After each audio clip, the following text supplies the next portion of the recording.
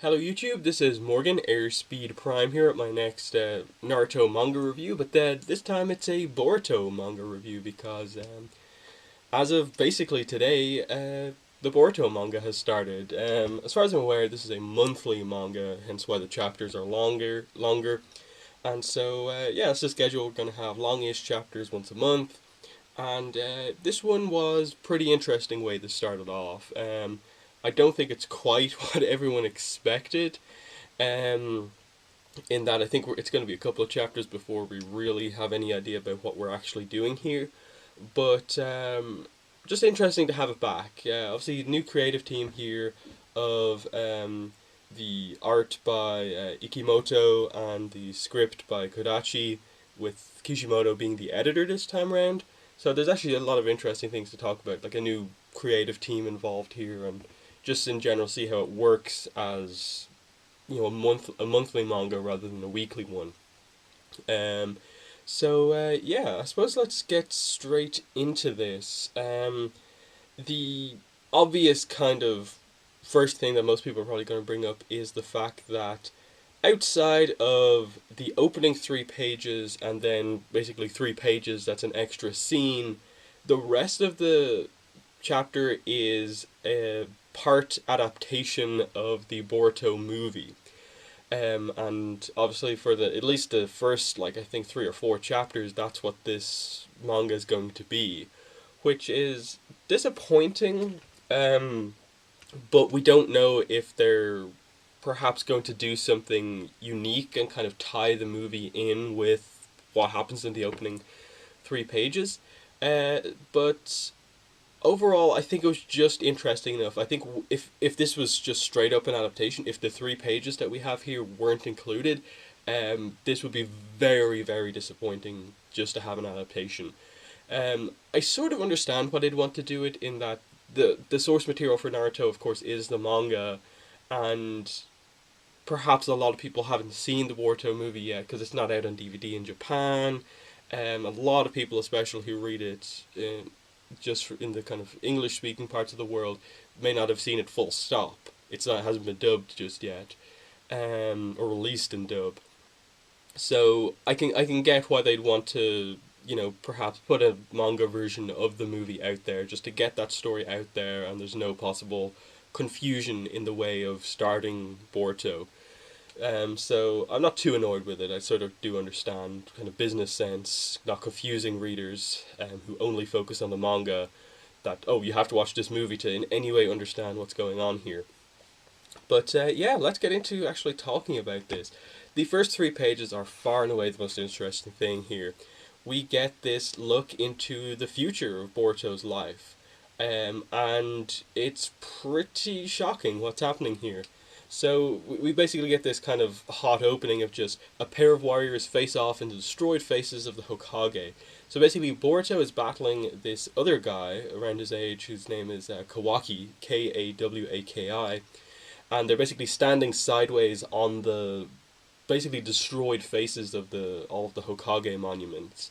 They're not like completely destroyed. It's like someone has just carved whole bits out of them. They're destroyed just enough so that some of them you can't even see at all, and stuff like that.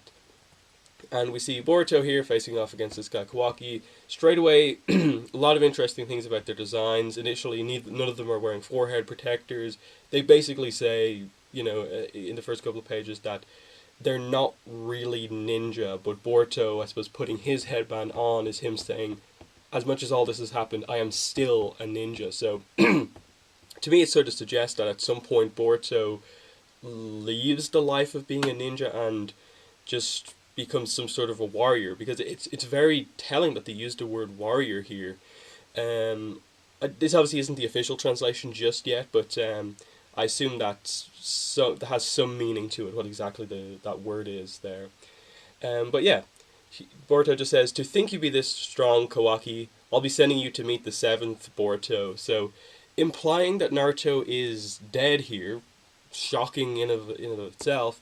Boruto looks in his like early 20s here. They don't look incredibly old, but Boruto definitely looks at least, I say, at the lower end, somewhere between 16 and like 22 or something like that.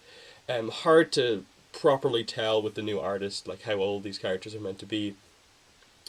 Then the other thing with their designs is that both Boruto and Kawaki have these tattoos all over their arms.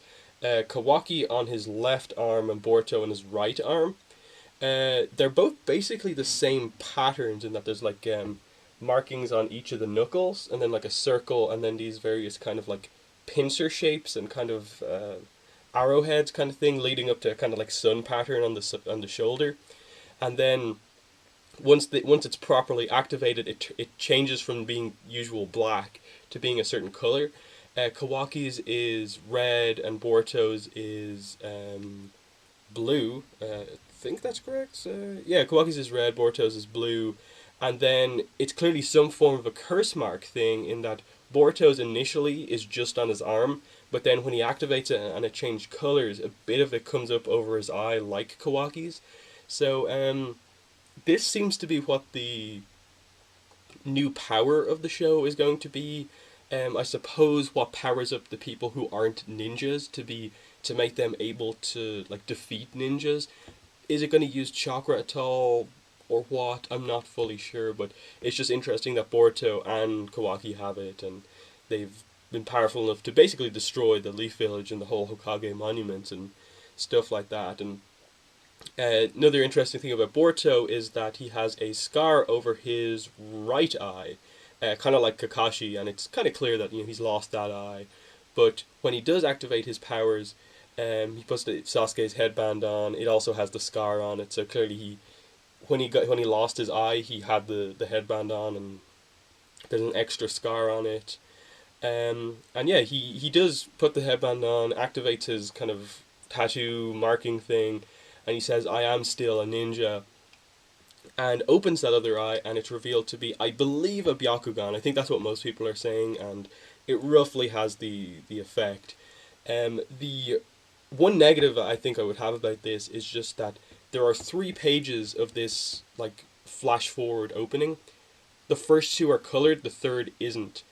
And I just think that is kind of stupid. Like, why wouldn't you just color in one other page to kind of just absolutely confirm to us that's a Byakugan, and just then go into black and white for the rest of it.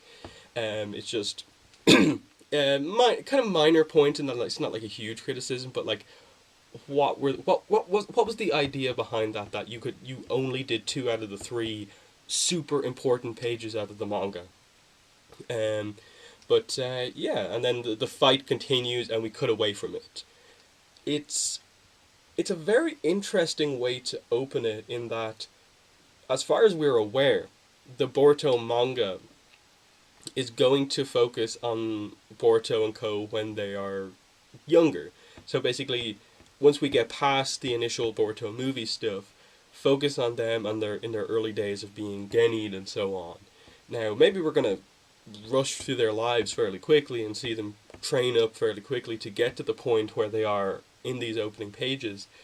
But right now it just seems like a really unique and sort of odd way to do it, where like you're already kind of setting up this thing where like at some point a bunch of time is going to pass and we're eventually going to come back, and a lot of stuff will happen to Boruto, and Naruto is going to be killed and so on, and the Leaf Village is going to be destroyed. And I think most importantly, what he says is that the age of ninja is over. So he, Kawaki, is just against being a ninja full stop and wants to destroy them completely, suggesting probably whatever the tattoo power or curse mark thing is the superior way to go. Just I suppose being a warrior perhaps is the way to go. And clearly Boruto knows Kawaki, but there's really not a lot to go on because he's just introduced here. They fight. Boruto's experienced now. He's using a sword, but that's about all there really is. The way I suppose that the Hokage faces are destroyed is quite interesting. As I said before, it's kind of like this giant thing just like carved various sections of it out, and that it's not that they're all completely destroyed. It's like Saratobi's face just has like the center like cut out of it. It's I don't know if that means anything, but the rest of the village is kind of destroyed, like a giant earthquake has basically hit it.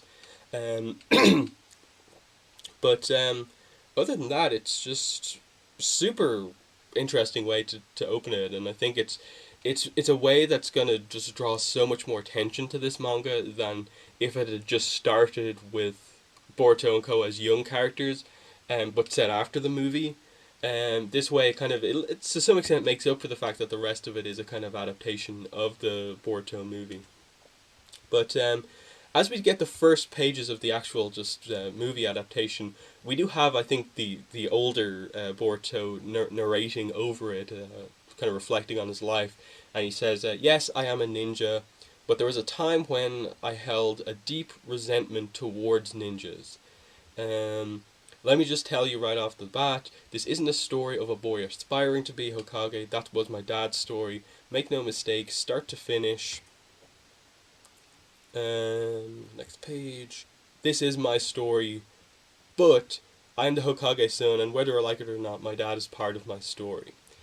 And he just basically says after, for the first section of my story, at least for a little bit, my dad was very important to that. And I think that's just, the first section, like the Boruto movie. My father was important to it.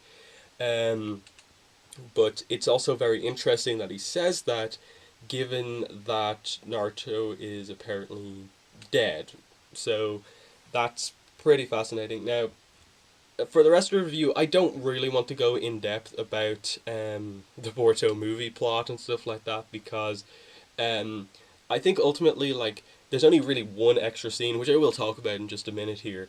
But beyond that, what we get here is basically the Boruto movie, right up until the point where Boruto asks Sasuke that, "Will you train me? Can I be your disciple?" basically. So we have the various moments of Boruto being annoyed at Naruto for not being around all that much, and the resentment he has there. Little bits and pieces of interactions between Boruto, Sarada, Mitsuki, and get some Shikadai stuff and that team as well, which I'll get into. Then I suppose just kind of the important stuff of like Naruto's clone disappearing just as he's about to give his daughter Himawari her cake, and that being the key thing that really annoys Boruto. Sasuke and Naruto talking about Boruto and the whole idea of, like, this generation is different, but Sasuke still thinks that they have what it is to be real ninja, but the whole point that they don't seem to work hard enough for it, and the whole idea of Boruto's clothes being all brand new, whereas Naruto has actually kept his, like, tracksuit from when he was kind of so young, like his part 1 tracksuit, the orange one. He still kept that, and it's like wrecked and kind of, I suppose, been repaired so much, but it's not new in any way. But yeah, I don't really think there's a whole lot to say that is not just talking about the movie itself. The new scene that we get is that Moegi is actually revealed here to be the Jonin mentor, teacher to the Ino Cho trio of this generation. So that's Shikadai, Inojin, and Chocho. So the Shikamaru's son, Sai and Ino's son, and Choji and Karui's daughter. Obviously Tamari being the mother of Shikadai. And yeah, this is just an interesting one. She just basically hands them the application forms for the tuning exam, thinking that they're good enough to do it. And she basically just says that they have the physical capabilities, but mentally and emotionally, that's not the case. And so to basically convince them to do it, so that Shikadai is not just like, "Oh, what a bother." Inojin is initially kind of confident, but then starts to doubt himself, and then Chocho's like distracted. So what she does, she takes out these 2 letters and gives one to Shikadai, one to Inojin, and basically just says, "Tamari and Ino gave these to me. You read them." And they read them, and their faces just like turn horrific, and they instantly are like, "We're gonna do our best for the exam coming up." And it's a really great moment. Just the look on their face, the way the artist uses the shading to get across their horror here, and I suppose it's kind of a thematic thing they use in Naruto from time to time. How scary mothers can be. Obviously, Naruto's mother mentioned that to him when they met in the show. That, like, wow, mothers are scary. So we kind of get that moment here again, and they're all up for it once again. But beyond that, there's nothing I think overly new beyond the initial Boruto plot, and we're just in the really early stages of the Boruto movie, so nothing like overly important has happened just yet in within that story. Um, I want to talk about the art briefly because it was a pretty controversial thing as the build up to this manga was coming out, and I think reflecting on having got the whole chapter now, a lot of the promo images they put out, the sample pages, sample panels they put out, just kind of happened to be a lot of the ones where some of the characters looked a bit odd. They just made some pretty bad choices. I think just panel to panel, reading a whole chapter, the art feels quite good. I don't think it's as good as Kishimoto, but again, it's the first chapter for this new artist on this thing. I think he'll get better as time goes on, as he gets more experience drawing the characters. Um, the other thing, obviously, is just that since it's an adaptation, um, seeing these scenes that I know from having watched the Boruto movie would have some of the character designs be different is really odd to me. Like, I get that the reason that the designs are changed and that they're his designs for these characters as we go into the new stuff after the Boruto movie, but it's still really weird to see, like, Sarda's outfit, for example, is probably the main thing. Like, her outfit that she's in this is basically the one that she wears in the Boruto movie, but they change it to her kind of new one where she's kind of looks like she's wearing the wraps kind of around her, and it's just a whole different style. Um, they're not too annoying, I think, for the most part, but I, I think the only problems I have with the art are some of the characters look weird. Hinata, I think, looks really bad. I think that's the only like actual problem I have with the art. I think Hinata just doesn't look at all like Hinata. There is a panel where you get to see like a Boruto looking at all the pictures in his room from his family growing up, and there is one where like it's a younger Boruto and a basically toddler kind of a Himawari, and Hinata does look younger and looks like she did look in the movie. But as she is in like I suppose present day this manga, the design I think for her hair, kind of general body shape and stuff like that, really doesn't look like her at all. He just has a weird style I think for doing some of the characters. Sasuke's hair looks a little bit odd as well, and at times his face, but for the most part I don't really have too much of a problem. The main I suppose difference actually is just I think the hair. Like this artist goes for a more realistic approach to the hair. Like there's one image you get to see an image of Minato, and he looks really good in this new artist style. Like he looks like pretty cool with the realistic approach to his hairstyle. Looks really good. But as I said, Hinata and some of those other characters look a little bit odd. Sakura, I think, depending on the panel, depending on the image, looks a little odd. I think as well. Um, but hopefully that'll be fixed as time goes on. Uh, but I think the main problem is just that like why didn't you just at least for while they're still on the Boruto movie stuff, just use the designs from the Boruto movie.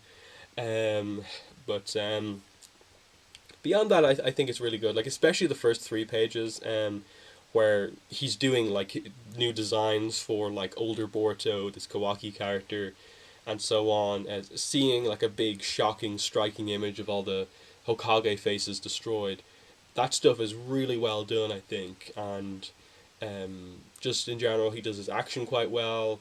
Um, some of the tricky angles and stuff like that look good, and there's a lot of detail as well. So, the art overall, I think, I was worried about going into it, but it actually was fine coming out of it. So yeah, some final thoughts are just that I hope we don't have too many chapters covering the Boruto movie. I hope like the next chapter can get through a lot of the story so that we're only in Boruto movie for about, you know, up to chapter 4 or something like that. The sooner we get to the new content, the better. They seem to be adding in a scene here or there, which could make things a little bit more interesting. You know, like if we get to the tuning exams and they really expand that out, that could be fun. But I think it's just one of those things where, like, why have those three really, really interesting opening pages if potentially we're not going to get back to them for about half a year until the Boruto movie stuff is over, and then we have to actually start the new story, and then we still have to build to get to that point where there's like a big time skip. So little confusion just about like the direction of the story after like three really great opening pages, um, but it is interesting, and I'm really interested to see where they go. I think it just means that in terms of reviewing it, there won't be as much to say, at least for the first couple of chapters. But in the comments, I suppose what I really want to know is what were your guys' thoughts on especially those opening 3 pages, and also the fact that the first chapters are apparently going to be just a straight up adaptation of the Boruto movie. Where do you think things are going? Um, and yeah, that's it. So that's been the review. Thanks for watching, and bye.